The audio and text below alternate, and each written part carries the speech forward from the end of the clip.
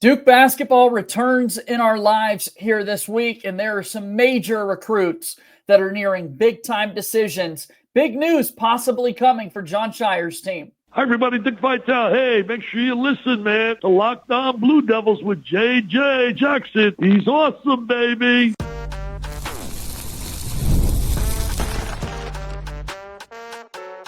You are Locked On Blue Devils, your daily podcast on the Duke Blue Devils. Part of the Locked On Podcast Network, your team every day. Hello, everybody. Welcome into another episode of the Locked On Blue Devils podcast. My name is J.J. Jackson. Hope that you're doing well here today on Monday, October 20th, 2025. Locked On Blue Devils is your one-stop shop where we discuss everything going on inside the life of Duke athletics. On today's show, our pal Hugh Straine for Ball Durham is going to be back with us on the program. We'll talk about some of the latest around Duke basketball recruiting, the exhibition game tomorrow against UCF, and the Brotherhood Run that's coming back into the fold, and then a very, very frustrating loss for Duke football over the weekend against Georgia Tech. All of that and more coming up on today's show. If you haven't done so already, please be sure to follow and subscribe to Locked On Blue Devils for free, wherever it is that you get your podcasts. Be sure to leave us a 5-star rating and written review, particularly there on the Apple Podcast platform. The algorithms really love it when those 5-star reviews come in. And watch our show daily on YouTube. Like and subscribe to our YouTube channel. Share these videos with your friends. We've got shorts that come out throughout the week, and just super excited about everything that we're producing for you here at Locked On Blue Devils ahead of another exciting basketball season. So without further ado, my friend Hugh is back with us on the show today talking about the Duke basketball squad. And Hugh, it seems like we've got some good recruiting news possibly coming to Duke. I'll get to that in just a moment. But the overall feeling that we will get to see Duke basketball in hours at this point play against someone other than their teammates. Yeah, the Brotherhood Run coming up. Super cool game with Johnny Dawkins coming back to Cameron Indoor. Excited to see this team for the first time in game action. Kind of an awkward time throughout the day. Tip's going to be at 2:45 p.m. Eastern time, but on ESPN2, anyone can watch the game. Super excited to see what this team does and seeing them in action for the first time. Get some pretty high-level competition. Without a doubt. I'm excited to see this game play out for the Blue Devils, to see what it looks like, to see the roster rotations and other takeaways that we might be able to make from the team in particular. And it sets up for a really cool opportunity for Duke to have some recruits on campus. Deron Rippy Jr. is someone that we've been profiling for a really long time. He had at one point 11 official visits that he had scheduled. He'd canceled 2 of them, so the number is still at 9. 6 done, 3 to go, and it's an official visit to Duke tomorrow for him to take in this game against UCF. And this is a recruit that I know everybody wants to see Duke secure. Yeah, Deron Rippy has been kind of on Duke's radar for a long time. Duke has been kind of viewed as one of the leaders, if not the leader. And he talked to Hoops HQ in an interview at the Team USA minicamp in Colorado Springs. And even he said he's been having a whirlwind of the last few months in terms of his visits. His list is at 10 right now. He said he was going to cut it soon. Obviously, we'll be at Duke for the exhibition match tomorrow. Duke, UNC, and NC State still in the running. He has yet to visit NC State, but will do so. But Rippy out of Blair Academy in New Jersey, the #1 point guard in the class, according to the 24/7 Sports Composite rankings, been on Duke's radar for a while. Seems like a guy Jon Scheyer really wants. He completed an at-home visit with Rippy back in early September, but a star point guard, really, really good scorer, really impressed at this minicamp as well. It was, I believe, the 5th time he was there. Between the 3rd and 5th time, I can't remember for sure off the top of my head, but a really intriguing prospect and a guy it seems like Scheyer and his staff really want to get to Durham. Yeah, Blair Academy, of course, recently produced Jalen Blakes for the Duke basketball squad. They also had Keenan Worthington, who is a walk-on for Duke, but played basketball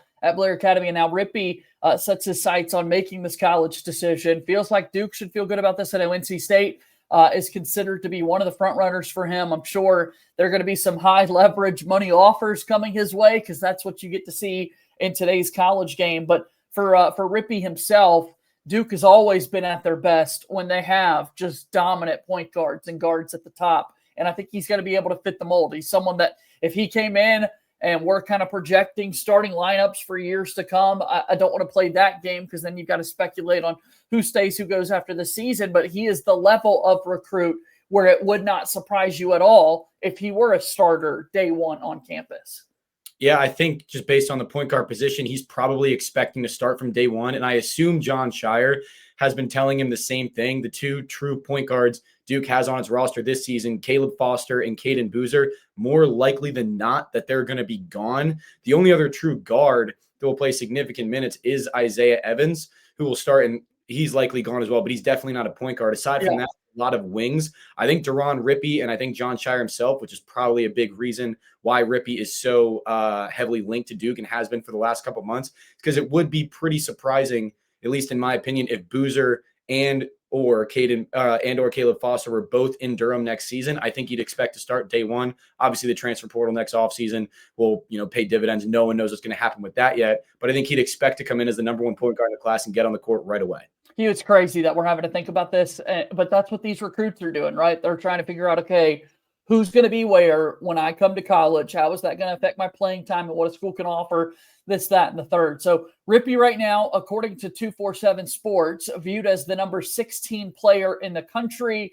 Everyone in America wants this guy to come and play for their team. The number 12 team in the country, according to 247, we'll keep it on the same platform for everybody to be consistent here, is Bryson Howard. He is absolutely soaring from where he was just a few months ago in regards to these rankings. The son of former NBA player Josh Howard, who played at Wake Forest in the ACC. Bryson Howard now down to 3 schools. And tomorrow, the day in which Duke plays UCF in an exhibition game, the day in which Rippy is set to be on campus for an official visit, tomorrow, Bryson Howard wants to make his college decision, we're hearing. Yeah, the decision date kind of came out of nowhere. He has taken a couple of official visits about 2 weeks ago, cut down his list to Duke, Kentucky, and North Carolina. He's maybe the biggest riser of anybody in the entire 2026 recruiting class. Just a few months ago was an unranked prospect, and through elite EYBL play has made it all the way up to a top 15 prospect with 5 stars, elite talent long-term. Not sure exactly where he is right now, but has a very high ceiling with his jump shot as a wing type of guy. But he'll be in for game action tomorrow. And based on past recruits Duke's had over the past couple of weeks, mainly Jordan Smith and Cameron Williams, who the team had for Countdown to Craziness, news right after they went and saw that environment is linking Duke more to Williams and Smith both heavily. So yeah, Bryson Howard will commit tomorrow. He received a crystal ball prediction to Duke from Chad Likens, the Devil's Den contributor over on 247 Sports, received that about an hour after his commitment date was announced. So in less than 24 hours, give or take, we'll find out if Bryson Howard will be the first commit of this 2026 recruiting class. And it seems like over this past week and a half, 2 weeks, Jon Scheyer has really begun to hone in on the class of 2026 prospects he wants. And it seems like a lot of them are going to be heading Duke's way. What do you think when you watch Bryson Howard play? Pretty exciting play. Left-handed, a southpaw out there on the floor, but feels like he could score it in many different ways. Very athletic, play above the rim, blocks. Does a little bit of everything out there on the wing.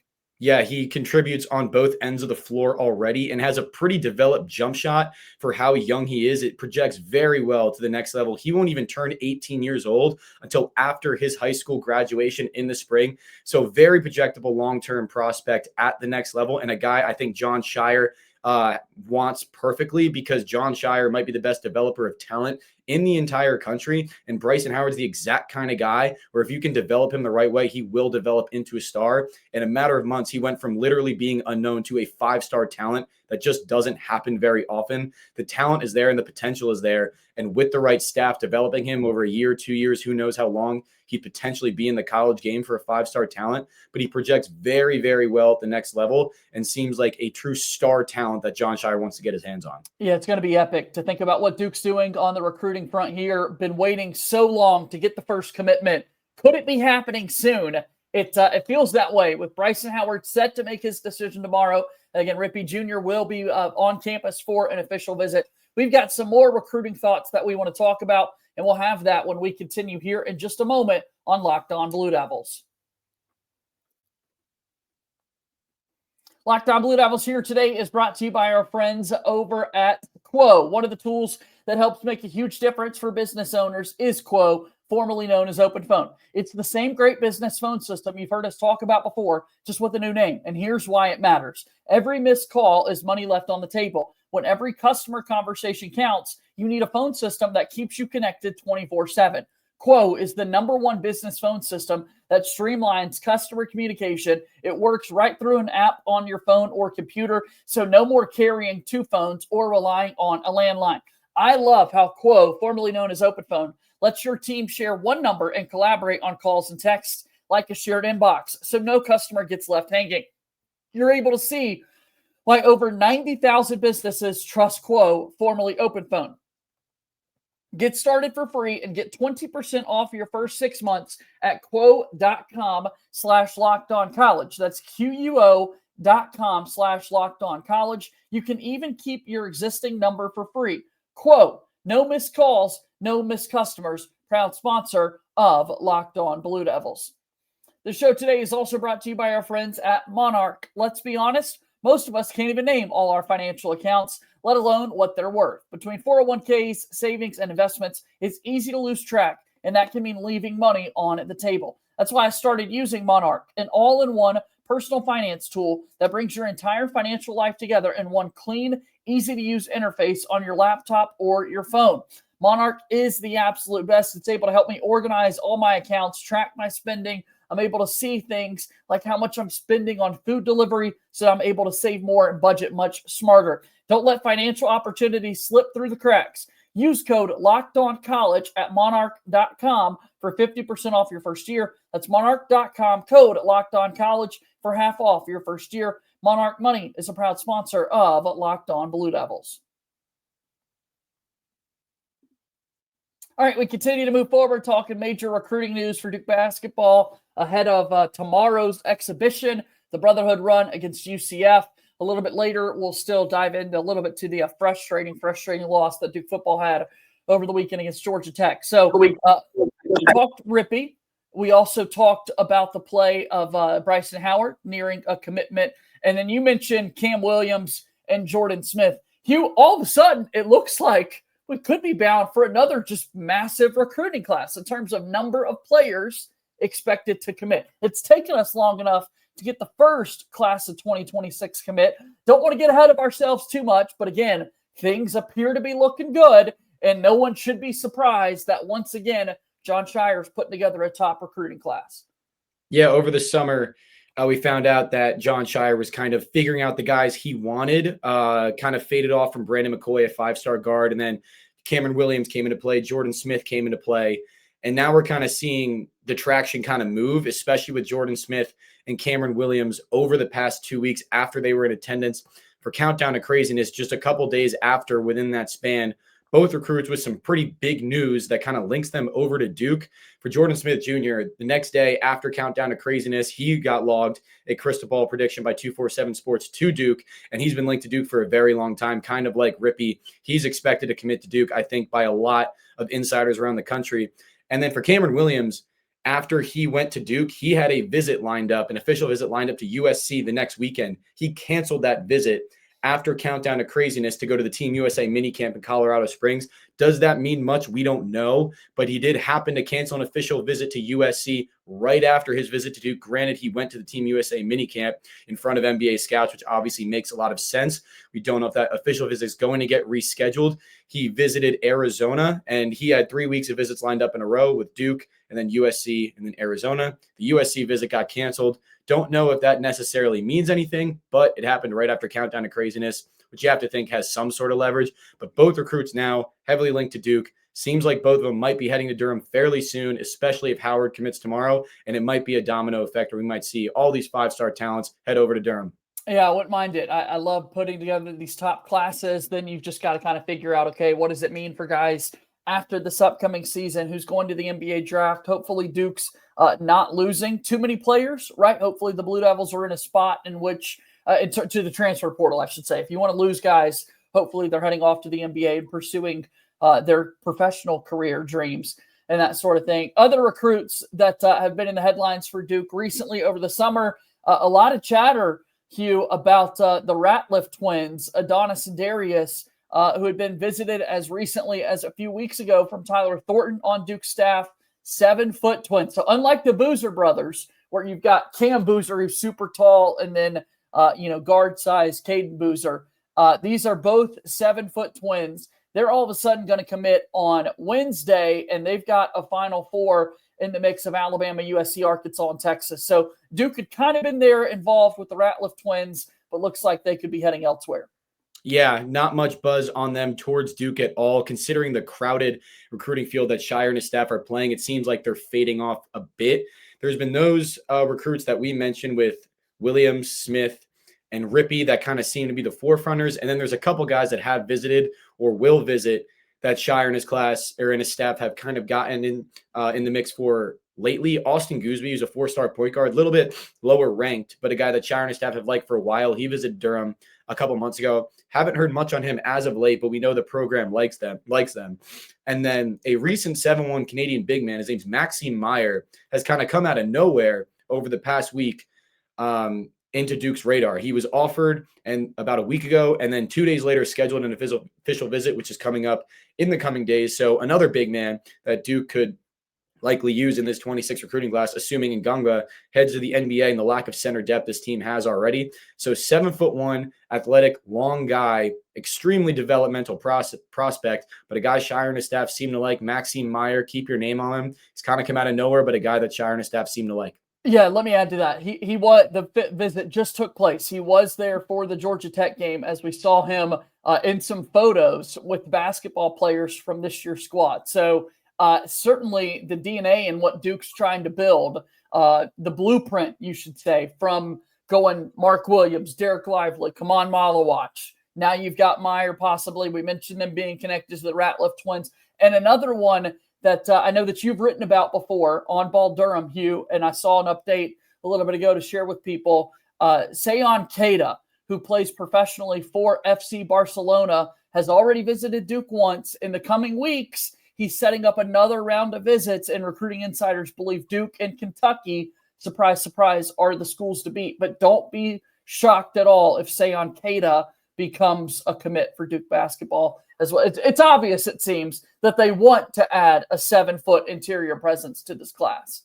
Yeah, Keita, another international guy, hasn't been a ton of buzz about him, but was that one initial report over the summer that he's now considering playing college basketball, played for FC Barcelona, same squad Dame Sarr played on, and out of nowhere, he's going with the Blue Bloods. So haven't heard a ton on him as of late, but again, like you said, JJ, scheduling another round of visits. And this class is super interesting to monitor for the rest of Duke's future, because Jon Scheyer isn't necessarily going after all of the top guys, because the 2026 recruiting class isn't considered as not necessarily talented, but as developed as past classes. It seems like a class that's going to need a couple of years in college to get to the next level.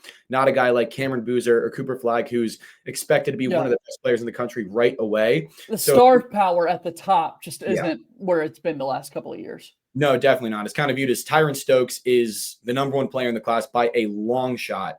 And then it kind of drops down to guys that are going to need a couple of years to develop. So does Scheyer understand that? Does he still try to build around young guys like this Duke program has made itself up of over the last decade or so? Or does he kind of figure it out in the portal? But it seems like he's found his guys and found guys that he wants to build a rotation out of.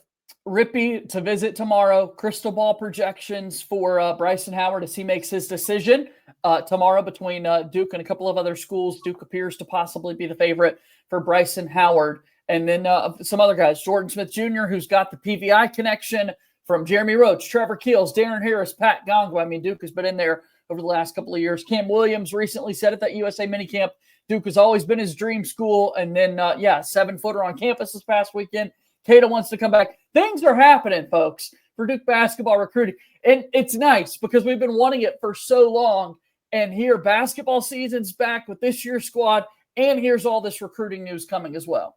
Yeah, there's just so much to follow with this program right now. You've got this team that has so many new pieces that everyone's so excited to see in action for the first time. Then you've got the next wave of prospects that now you've got to get to know. So a lot of moving parts right now for Jon Scheyer, for Duke fans, for the entire fan base of Duke basketball. But the season's almost here. We're here to cover it all. And we're just excited to get back into another season, another team that's expected to make a deep run in March, and then another great recruiting class that Sheyer's expected to reel in. Just seems like more of the same, but nothing to be less excited about for the Blue Devils. All right, so let's keep this thing going. Let's get set to talk football, though, on the other side of this break. And we mentioned it a moment ago, but Duke football in action against Georgia Tech this past weekend. We'll break it all down when Locked On Blue Devils continues. Locked On Blue Devils here today is brought to you by our friends over at FanDuel. The NFL season is here, and FanDuel has an offer that you don't want to miss. Right now, new customers can bet just $5 and get $300 in bonus bets if you win. That's right. Pick a bet, put down $5, and if it hits, you'll unlock $300 in bonus bets to use across the app. We've got not one, but two Monday Night Football games tonight between the Tampa Bay Buccaneers and the Detroit Lions. Right now, FanDuel has Detroit favored by 6.5. And then you've also got the Seattle Seahawks and Houston Texans, with Seattle favored by 3.5 points over Houston. All that action that you can get involved in with our friends over at FanDuel, whether you're a casual fan or just love diving into the stats, FanDuel makes the game day experience so much better, and you need to be a part of it. What are you waiting for? Visit FanDuel.com to download the FanDuel app today and get started. FanDuel is a proud sponsor of Locked On Blue Devils. All right, we're going forward here with Hugh Straine from Ball Durham. Let's talk a little football now, as Duke played Georgia Tech over the weekend at Wallace Wade Stadium. Both teams undefeated in ACC play, and Duke ultimately suffers a 27-18 loss against Georgia Tech. Darian Mensah threw for 373 yards and 2 scores. Video game numbers from Darian Mensah, but there was a fumble on an exchange early in the game. Duke had the procedure of a field goal not go as planned when Cade Reynolds couldn't quite handle the snap on the hold that turned into no points on the board for Duke. It was just a game in which incredibly frustrating and a lot of just self-inflicted wounds that Duke football suffered.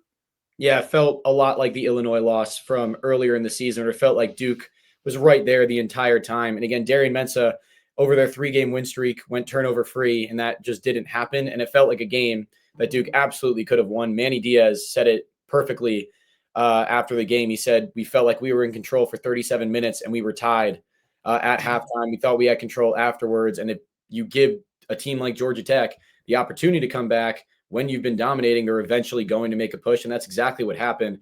The second half was just not there offensively. Again, just a sloppy game, a game that Duke probably didn't deserve to win. Super frustrating if you're Manny Diaz, if you're the program, but Diaz still seems to be confident in his guys. Again, season isn't over yet because the win obviously would have been a huge momentum booster, but the makeup of how this team is going to make the college football playoff or make the ACC championship is the exact same. They had to, well, I guess not the exact same. For the college football playoff, it is the exact same. They have to win the conference championship. Obviously, with a loss like that, it's going to make it a little bit tougher, but the remaining schedule for Duke really puts them in a position to succeed throughout the remainder of the season because it's not that difficult. All 5 games remaining on the slate are very, very winnable. And again, they're still tied for the second most wins of any team in the ACC right now in terms of conference play. They're 3-1. Very realistic that Duke can win out and still make a push.